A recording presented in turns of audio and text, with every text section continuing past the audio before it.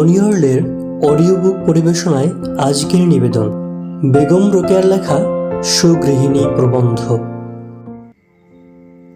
ইতঃপূর্বে আমি স্ত্রীজাতীয় অবনতি প্রবন্ধে আমাদের প্রকৃত অবস্থার চিত্র দেখাইতে প্রয়াস পাইয়াছি, কিন্তু সত্য কথা সর্বদাই কিঞ্চিত শ্রোতেকটু বলিয়া অনেকে উহা পছন্দ করেন নাই। অতঃপর অর্ধাঙ্গী প্রবন্ধে আমি দেখাইতে চেষ্টা করিয়াছি যে নারী ও নর উভয়ই একই বস্তুর অঙ্গবিশেষ, যেমন একজনের দুইটি হাত কিংবা কোনো শকটের দুইটি চক্র। সুতরাং উভয়ই সমতুল্য, অথবা উভয় মিলিয়া একই বস্তু হয়। তাই একটিকে ছাড়িয়া অপরটি সম্পূর্ণ উন্নতি লাভ করিতে পারিবে না। কেননা এক চক্ষু বিশিষ্ট ব্যক্তিকে লোকে কানা বলে। যাহা হোক, আধ্যাত্মিক সমকতার ভাষা যদি স্ত্রীলোকেরা না বুঝেন, তবে উচ্চ আকাঙ্ক্ষা বা উচ্চ ভাবের কথায় কাজ নেই। আজ আমি জিজ্ঞাসা করি, আপনাদের জীবনের উদ্দেশ্য কি? বোধ হয় আপনারা সমস্যারে বলিবেন সুগৃহিণী হওয়া। বেশ কথা, আশা করি আপনারা সকলেই সুগৃহিণী হইতে ইচ্ছা করেন, এবং সুগৃহিণী হইতে হইলে যে যে গুণের আবশ্যক তাহা শিক্ষা করিতে যথাসাধ্য চেষ্টাও করিয়া থাকেন। কিন্তু আজ পর্যন্ত আপনাদের অনেকেই প্রকৃত সুগৃহিণী হইতে পারেন নাই, কারণ আমাদের বিশেষ জ্ঞানের আবশ্যক, তাহা আমরা লাভ করিতে পারি না। সমাজ আমাদের উচ্চ শিক্ষা লাভ করা অনাবশ্যক মনে করেন। পুরুষ বিদ্যা লাভ করেন অন্য উপার্জনের আশায়, আমরা বিদ্যা লাভ করিব কিসের আশায়?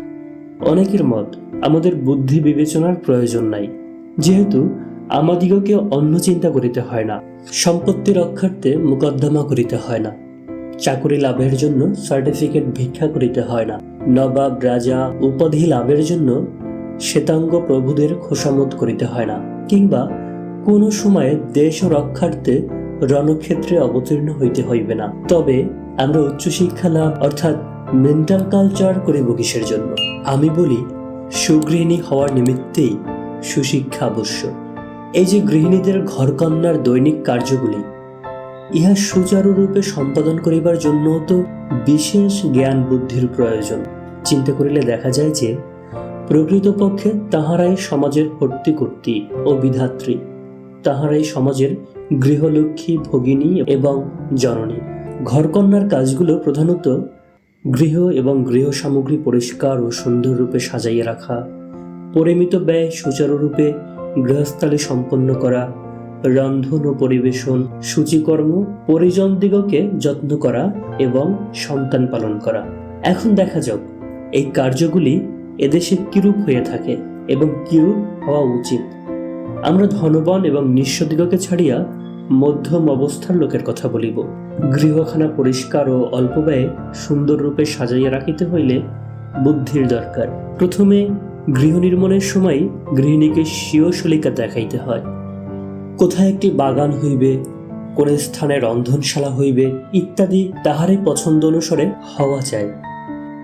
ভাড়াটে বাড়ি হইলে তাহার কোন কামরা কিরূপে ব্যবহৃত হইবে সেই বিষয়ে শলিকা চাই। যেহেতু তিনি গৃহের অধিষ্ঠাত্রী দেবী, কিন্তু বলি, কয়জন গৃহিণীর এ জ্ঞান আছে? আমরা এমন গৃহিণী যে গৃহ ব্যাপারে বুঝি না, আমাদের বিসমিল্লাহি গলত। গৃহ নির্মাণের পর গৃহ সামগ্রী চাই, তাহা সাজাইয়া গোছাইয়া রাখার জন্য শলিকা চাই। কোথায় কোন জিনিসটা থাকিলে মানায় ভালো, কোথায় কি মানায় না, এসব বুঝিবার ক্ষমতা থাকা আবশ্যক।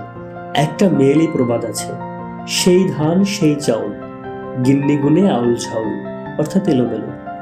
ভাড়ার ঘরে সচরাচর দেখা যায় মাকড়সার জাল চাঁদোয়া রূপে শোভা পাইতেছে, তেঁতুলে তুণ্ডুলে বেশ মেশামেশি হইয়াছে। কোথাও ধনের সহিত মৌরি পাইতেছে, চিনি খুঁজিয়া বাহির করিতে 1 ঘন্টা সময় লাগে। চারিদিকে বদ্ধ থাকে বলিয়া ভাড়ার ঘরের দ্বার খোলা মাত্র বদ্ধ বায়ুর এক প্রকার দুর্গন্ধ পাওয়া যায়। অভ্যাসের কৃপায় এ দুর্গন্ধ গিন্নিদের অপ্রিয় বোধ হয় না। অনেক শ্রীমতী পান সাজিতে বসিয়া জাতির খোঁজ করেন। জাতি পাওয়া গেলে দেখেন পানগুলি ধোয়া হয় নাই, পানের ডিবে কোনো ছোলে কোথায় রাখা তার ঠিক নাই। কখন না ক্ষয়ের ও চুনের সংমিশ্রণে এক অদ্ভুত পদার্থের প্রস্তুত হয়ে থাকে। পান থাকে ঘটিতে, সুপারি থাকে একটা সাজিতে, ক্ষয়ের হয়তো থাকে কাপড়ের বক্সে। অবশ্য সাহেবে শলিকেগণ এরূপ করেন না। তাহাদের পানের সমস্ত জিনিস যথাস্থানে সুসজ্জিত থাকে। কেহ বা চার পাত্র মৎস্যাধার রূপে ব্যবহার করেন। ময়দা চালিবার চালনিতে পটল, কুমড়া প্রভৃতি তরকারি কুটিয়া রাখা হয়। পিতলের বাটিতে তেঁতুলের আচার থাকে। পূর্বে মুসলমানরা মোকাবা রাখিতেন, আজকাল অনেকে টয়লেট টেবিল রাখেন। ইহাদের মোকাবায় কিংবা টেবিলের উপরে চিরুনি, তৈল সামগ্রী ছাড়াও আরো অনেক জিনিস থাকে, যাহার সহিত কেশবিন্যাস সামগ্রীর কোনো সম্পর্ক নাই। পরিমিত ব্যয় করা গৃহিণীর একটা প্রধান গুণ। হতভাগা পুরুষেরা টাকা উপার্জন করিতে কিরূপ শ্রম ও যত্ন করেন, কতখানি ঘাম পায়ে ফেলিয়া এক একটি পয়সার মূল্য দিয়ে থাকেন, অনেক গৃহিণী তাহা একটু চিন্তা করিয়াও দেখেন না। উপার্জন না করিলে স্বামীর সহিত ঝগড়া করিবেন, যথাসাধ্য কটুকাটব্য করিবেন, কিন্তু একটু সহানুভূতি করেন কই? ওই শ্রমার্জিত টাকাগুলি কন্যার বিবাহে বা পুত্রের অন্নপ্রাশনে কেবল স্বাদ আহ্লাদে ব্যয় করিবেন, অথবা অলঙ্কার গড়াইতে ওই টাকা দ্বারা স্বর্ণকারের উদারপূর্তি করিবেন।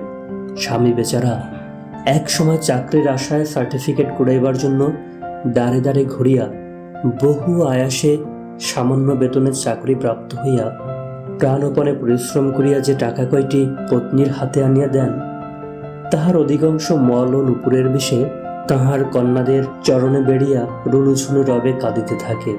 হায় বালিকে, তোমার চরণ শোভন সেই মল গড়াইতে তোমার পিতার হৃদয়ের কতখানি রক্ত শোষিত হইয়াছে, তাহা তুমি বুঝো না। স্বামীর আয় অনুসারে ব্যয় করাই অর্থের সদ্ব্যবহার। ইউরোপীয় মহিলাদের কথার মূল্য বেশি, তাই একজন কাউন্টেসের উক্তি বলি।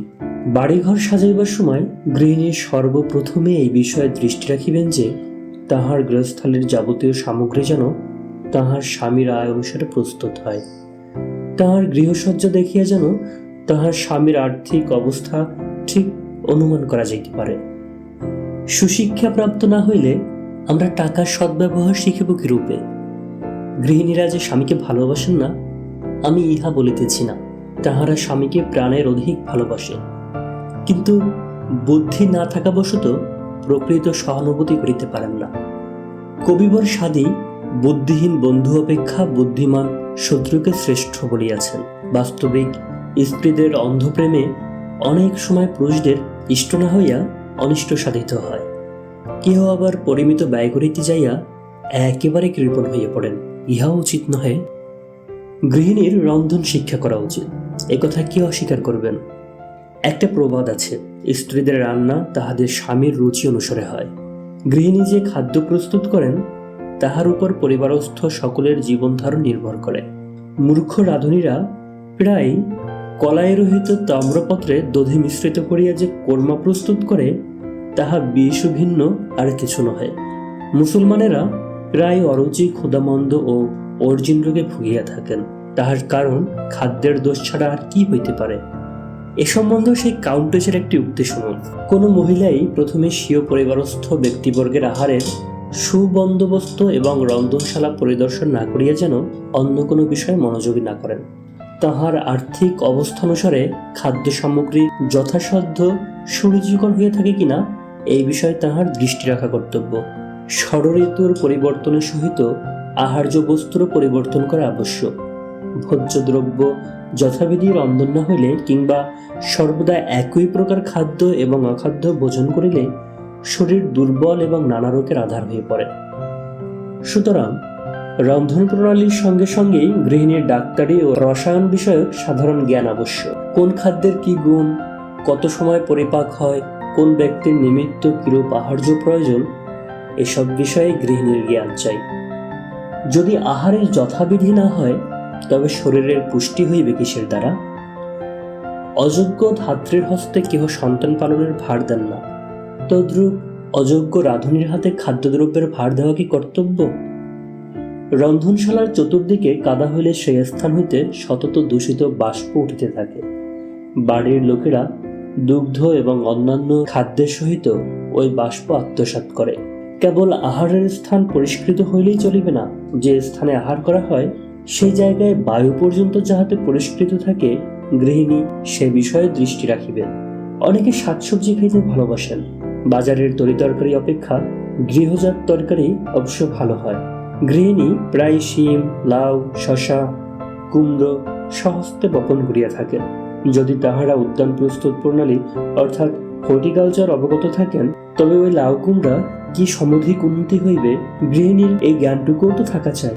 অনেকেই ছাগল, কুকুর, হংস, পারাবত ইত্যাদি পালন করেন, কিন্তু সেই সকল জন্তু পালন করিবার রীতি অনেকেই জানেন না।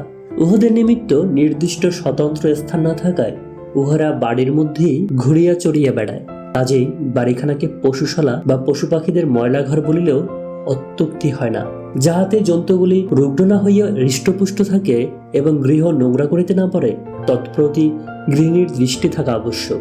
উহাদের বাসস্থানও পরিষ্কৃত হওয়া উচিত, নচেত রুগ্ন পশু পাখির মাংস খাওয়ার অনিষ্ট বই উপকার নাই। তবেই দেখা যায় এক রন্ধন শিক্ষা করিতে যাইয়া আমাদিগকে উদ্ভিদ বিজ্ঞান, রসায়ন ও উত্তপ্তত্ব অর্থাৎ হর্টিকালচার, কেমিস্ট্রি ও থিওরি অফ হিট শিখিতে হয়। অন্যের পরই বস্ত্র না, মানুষ বস্ত্রকে অন্য অপেক্ষা অধিক প্রয়োজনীয় মনে করে। শীত ও গ্রীষ্ম অনুযায়ী বস্ত্র প্রস্তুত কিংবা সেলাই করা গৃহিণীর কর্তব্য। পূর্বে তাহারা চরখা কাটিয়া সুতা প্রস্তুত করিতেন। এখন কলকারখানার অনুগ্রহে কাপড় সুলভ হইয়াছে বটে, কিন্তু নিজ পছন্দ অনুসারে সেলাই করিতে হয়। এজন্য সুশিক্ষা লাভ করা আবশ্যক। আপনারা হয়তো মনে করিবেন যে আমার সব কথাই দৃষ্টি ছাড়া। এতকাল হইতে নীরর দর্জিরা ভালো সেলাই করিয়া আসিতেছে। সেলাইয়ের সঙ্গে সুশিক্ষার সম্বন্ধ কি? সেলাইয়ের সহিত পড়ার সাক্ষাৎ সম্বন্ধ নাই বটে, কিন্তু আনুষঙ্গিক সম্বন্ধ আছে। পড়িতে না জানিলে সেলাইয়ের কল অর্থাৎ সুইং মেশিনের ব্যবস্থাপত্র পাঠ করা যায় না। ব্যবস্থাপত্র না বুঝিলে মেশিন দ্বারা ভালোভাবে সেলাই করা যায় না। কেবল হাতে সেলাই করিলে লেখাপড়া শিখিতে হয় না সত্য, কিন্তু হাতের সেলাইয়ের সহিত মেশিনের সেলাইয়ের তুলনা করিয়া দেখিবেন তো কোনটি শ্রেষ্ঠ। তাহা ছাড়া মেশিন দ্বারা অল্প সময়ে এবং অল্প পরিশ্রমে অধিক সেলাই হয়। অতএব মেশিন চালনা শিক্ষা করাই শ্রেয়। এছাড়াও ক্যানভাসের জুতা, পশমের মোজা, শাল প্রভৃতি কে না ব্যবহার করিতে চাহেন। এই প্রকারের সূচিকার্য ইংরেজি ব্যবস্থাপত্রের সাহায্য ব্যতীত সুচারুরূপে হয় না। ওই ব্যবস্থা পুস্তক পাঠে শিয়ত্রীর কাঠ সাহায্যে সূচিকর্মে সুনিপুণ হওয়া যায়। কাপড়ের ছাটকাট সবই উৎকৃষ্ট হয়। কাপড়ের কাটছাটের জন্য তো বুদ্ধি দরকার। কাপড়, পশম, জুতা ইত্যাদির পরিমাণ জানা থাকিলে একজোড়া মোজার জন্য 3 জোড়ার পশম কিনিয়া অনর্থক অপব্যয় করিতে হয় না। পরিবারভুক্ত লোকদের সেবা যত্ন করা গৃহিণীর অবশ্য কর্তব্য। প্রত্যেকের সুখ সুবিধা নিমিত্ত নিজের ক্ষুদ্র স্বার্থ ত্যাগ করা রমণ জীবনের ধর্ম। এই কার্যের জন্য সুশিক্ষা চাই। সচরাচর গৃহিণীরা পরিজনকে সুখ দেবেন তো দূরের কথা, তাহাদের সহিত ছোট ছোট বিষয় লইয়া কোন্দল কলহে সময় কাটাই থাকেন। শাশুড়ির নিন্দা ননদিনীর নিকট, আবার ননদের কুৎসা মাতার নিকট করেন। এইভাবেই দিন যায়। কেহ পীড়িত হইলে তাহার যথোচিত সেবা করা গৃহিণীর কর্তব্য। রোগীর সেবা অতি গুরুতর কার্য। যথারীতি শুশ্রূষা প্রণালী অবগত না হইলে এ বিষয়ে কৃতকার্য হওয়া যায় না। আমাদের দেশে অধিকাংশ রোগী ঔষধপত্রের অভাব না হইলেও শুশ্রূষার অভাবে মারা যায়। অনেক স্থানে নীরব সেবিকা রোগীকে মালিশের ঔষধ খাওয়াইয়া দেয়। কেহ বা অসাবধানতাবশ বিষাক্ত ঔষধ যেখানে সেখানে রাখে, তাহাতে অবোধ শিশুরা সে ঔষধ খাইয়া ফেলে। এরূপ ভ্রমের জন্য চিরজীবন অনুতাপে দগ্ধ হইতে হয়। কেহ বা রোগীর নিদ্রাভঙ্গ করিয়া পথ্য দান করে। কেহ অত্যাধিক স্নেহবশত 3-4 বারের ঔষধ একেবারে সেবন করায়। এরূপ ঘটনা দেশে বিরল নহে। ডাক্তারি বিষয়ে সেবিকার উপযুক্ত জ্ঞান থাকা আবশ্যক। একথা কেউ অস্বীকার করেন কি? ডাক্তারি না জানিয়া শুশ্রূষা করিতে যাওয়া যা, আর স্বর্ণকারের কাজ শিখিয়া চর্মকারের কাজ করিতে যাওয়া তাই। কিন্তু ডাক্তারি জানো বা না জানো, রোগীর সেবা সকলকেই করিতে হয়। এমন দুহিতা কি আছেন যিনি অশ্রুধারায় জননীর পদ প্রক্ষালন করিতে করিতে ভাবেন না যে এত যত্ন পরিশ্রম সব ব্যর্থ হলো। আমার নিজের পরমেয় দিয়াও যদি মাকে বাঁচাইতে পারিতাম। এমন ভগিনী কি আছেন যিনি পীড়িত ভ্রাতার পার্শ্বে বসিয়া অনাহারে দিন যাপন করেন না? এমন পত্নীকে যিনি স্বামীর পীড়ার জন্য ভাবিয়া নিজে আধমরা হন না? এমন জননী কে আছেন যিনি জীবনের কখনো পীড়িত শিশু কোলে লইয়া অনিদ্রায় রজনী যাপন করেন নাই, যিনি কখনো রোগীর রূপ সেবা করেন নাই, তিনি প্রেম শিখেন নাই। না কাঁদিলে প্রেম শিক্ষা হয় না। বিপদের সময় প্রত্যুৎপন্ন মিতৃত্ব রক্ষা করা অতি আবশ্যক। এই গুণটা আমাদের অনেকেরই নাই। আমরা কেবল হায় হায় করিয়া কাঁদিতে জানি। বোধ হয় আশা থাকে যে অবলার চক্ষের জল দেখিয়া সম্বন্ধের সদয় হইবেন। অনেক সময় দেখা যায় রোগী এদিকে পিপাসায় ছটফট করিতেছেন, সেবিকা ওদিকে বিলাপ করিয়া নানা ছন্দে বিনাইয়া বিনাইয়া কাঁদিতেছেন। হায় সেদিকে! এ সময় রোগীর মুখে কি একটু দুধ দেওয়া দরকার ছিল না? এ সময়টুকু যে দুধ না খাওয়াইয়া রোদনে অপব্যয়িত হইল, ইহার ফলে রোগীর অবস্থা বেশি মন্দ হইল। এ স্থলে এক পতিপ্রাণা গৃহিণীর কথা মনে পড়িল। একদা রাত্রিতে তাহার স্বামীদেবের বুকে ব্যথা হইয়াছিল। সেজন্য তিনি দুর্ভাবনায় সমস্ত রাত্রি জাগিয়াছিলেন। পরদিন প্রভাতে কবিরাজ আসিয়া বলিলেন, এখন অবস্থা মন্দ, রাত্রেই বুকে একটুকু সর্ষের তেল মালিশ করিয়া দিলে এরূপ হইত না। গৃহিণী অনিদ্রায় নিশি যাপন করিলেন, কিন্তু একটু তৈলমর্দন করিলেন না, কারণ জ্ঞানটুকু তাহার ছিল না। ওই অজ্ঞানতার ফলে ত্রিবিধ অনিষ্ট সাধিত হইল। ১. স্বামীর স্বাস্থ্য বেশি খারাপ হইল। ২. নিজে অনর্থক রাত্রি জাগরণে অসুস্থ হইলেন। ৩. চিকিৎসকের জন্য টাকা অপব্যয় হইল, কারণ রাত্রে তৈল মাখিলেই ব্যথা সারিয়া যাইত, চিকিৎসক ডাকিবার প্রয়োজনই হইত না। এখন যদি আমি বলি যে গৃহিণীদের জন্য একটা জেনোনা মেডিকেল কলেজ চাই, তবে বোধহয় অসঙ্গত হইবে না। পরের কর্তব্য হল সন্তান পালন। ইহা সর্বাপেক্ষা গুরুতর ব্যাপার। সন্তান পালনের সঙ্গে সঙ্গে সন্তানের শিক্ষা হয়ে থাকে। একজন ডাক্তার বলিয়াছেন যে মাতা হইবার পূর্বেই সন্তান পালন শিক্ষা করা উচিত। মাতৃ কর্তব্য অবগত না হইয়া যেন কেহ মাতা না হয়। যে বেচারিকে 13 বর্ষে বয়সক্রমে মাতা, 26 বছর বয়সে মাতামহী এবং 40 বছর বয়সে প্রমাতামহী হইতে হয়, সে মাতৃজীবনের কর্তব্য কখন শিখিবে? শিশুমাতার রোগ, দোষ, গুণ, সংস্কার সকল বিষয়েরই উত্তরাধিকারী হয়। ইতিহাসে যত মহৎ লোকের নাম শোনা যায়, তাহারা প্রায় সকলেই সুমাতার পুত্র ছিলেন। অবশ্য অনেক স্থলে সুমাতার কুপুত্র অথবা কুমাতারও সুপুত্র হয়। বিশেষ কোনো কারণে ওরূপ হয়। স্বভাবত দেখা যায় আতার গাছে আতাই ফলে, জাম ফলে না। শিশু স্বভাবত মাতাকে সর্বাপেক্ষা অধিক ভালোবাসে, তাহার কথা সহজে বিশ্বাস করে। মাতার প্রতি কার্য, প্রতি কণা শিশু অনুকরণ করিয়া থাকে। প্রতি ফোঁটা দুগ্ধের সহিত মাতার মনোগত ভাব শিশুর মনে প্রবেশ করে। কবি কি চমৎকার ভাষায় বলিতেছেন, দুগ্ধ যবে পিয়াও জননী, শুনাও সন্তানে শুনাও তখনই, বীর গুণগাথা বিক্রম কাহিনী, বীর গর্বে তাহার নাচক ধমনী। তাই বটে, বীরঙ্গনাই বীর জননী হয়। মাতা ইচ্ছা করিলে শিশুর হৃদয়ের বৃত্তগুলি সযত্নে না করিয়া তাহাকে তেজস্বী, সাহসী, বীর, ধীর সবই করিতে পারে। অনেক মাতা শিশুকে মিথ্যা বলিতে ও সত্য গোপন করিতে শিক্ষা দেয়। ভবিষ্যতে সেই পুত্রগণ ঠগ, জুয়াচোর হয়। অযোগ্য মাতা অকারণে প্রহার করিয়া শিশুর হৃদয়ে নিস্তেজ করে। ভবিষ্যতে তাহারা শ্বেতাঙ্গের অর্ধচন্দ্র ও সবুর পদাঘাতা নীরবে অকেশে সহ্য করে। কোনো মজুরের পৃষ্ঠে জনৈক গৌরাঙ্গ নতুন পাদুকা ভাঙিয়া ভগ্ন জুতার মূল্য আদায় না করায় সেই কুলি নতুন জুতা মারল, দামড়ি লইল না বলিয়া সাহেবের প্রশংসা করিয়াছিল। বলা বাহুল্য যে অনেক ভদ্রলোকের অবস্থাও তদ্রূপ হয়ে থাকে। অতএব সন্তান পালনের নিমিত্ত বিদ্যা বুদ্ধি চাই। যেহেতু মাতাই আমাদের প্রথম, প্রধান ও প্রকৃত শিয়িত্রী, হৃষ্টপুষ্ট বলিষ্ঠ পুত্র লাভ করিতে হইলে প্রথমে মাতার স্বাস্থ্যের উন্নতি করিতে হইবে। কেবল কাজ লইয়েই 16 থেকে 17 ঘন্টা সময় কাটানো কষ্টকর। মাঝে মাঝে বিশ্রামও চাই। সেই অবসর সময়টুকু পরনিন্দায়, বৃথা কোঁদলে কিংবা তাস খেলায় না কাটাইয়া নির্দোষ আমোদে কাটাইলে ভালো হয় নাকি? সেজন্য চিত্র ও সঙ্গীত শিক্ষা করা উচিত। যিনি এ বিষয়ে পারদর্শিতা হইতে চাহেন, তাহাকেও বর্ণমালা সহিত পরিচয় করাইতে হইবে। চিত্রের বর্ণ, তুলির বর্ণনা, সঙ্গীতের স্বরলিপি সবই পুস্তকে আবদ্ধ, অথবা সুপাঠ্য পুস্তকে অধ্যয়ন কিংবা কবিতা প্রভৃতি রচনায় অবসরে সময় যাপন করা শ্রেয়। প্রতিবেশীর প্রতি গৃহিণীর কর্তব্য সম্বন্ধেও এক্ষেত্রে 2-4 কথা বলা প্রয়োজন বোধ করি। অতিথি সৎকার ও প্রতিবেশীর প্রতি সদয় ব্যবহারের জন্য এককালে আরব জাতি প্রসিদ্ধ ছিলেন।